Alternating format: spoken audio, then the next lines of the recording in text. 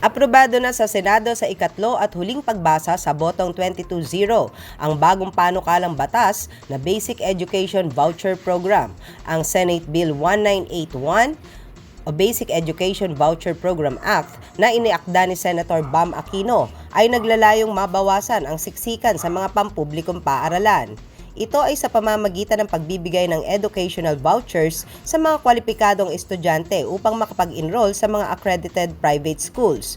Sakop nito ang kindergarten hanggang grade 12 at prioridad dito ang mga estudyanteng mula sa low-income families, 4-piece beneficiaries at mga nakatira sa geographically isolated and disadvantaged areas o GIDA. Kabilang din sa target beneficiaries ang mga katutubo, persons with disabilities at foster children.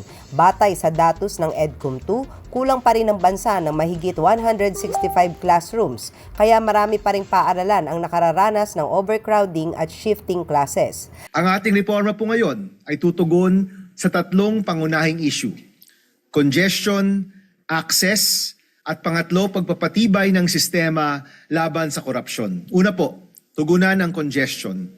Layunin po ng panukalang batas na ito na bawasan ang pagsisiksikan sa mga pampublikong paaralan sa pamamagitan ng private education voucher.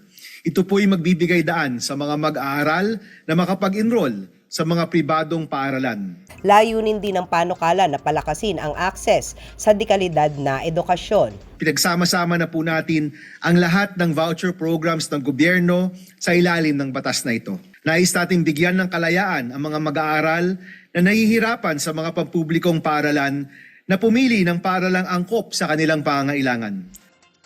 Kasabay nito, pinipigilan ng korupsyon sa pamamagitan ng mga safeguards laban sa ghost beneficiaries at iba pang paglabag. Sa ilalim ng panukalang ito, paparusahan ang anumang paaralang lalabag sa mga probisyon ng batas.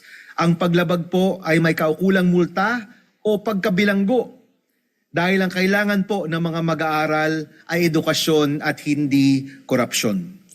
Aprobado na rin sa House of Representatives ang counterpart bill nito at inaasahang daraan na lamang sa bicameral deliberations bago isumiti sa Pangulo para maging ganap na batas. Ako po ang inyong kaibigan Clarissa de Guzman para sa Balitang Unang Sigaw.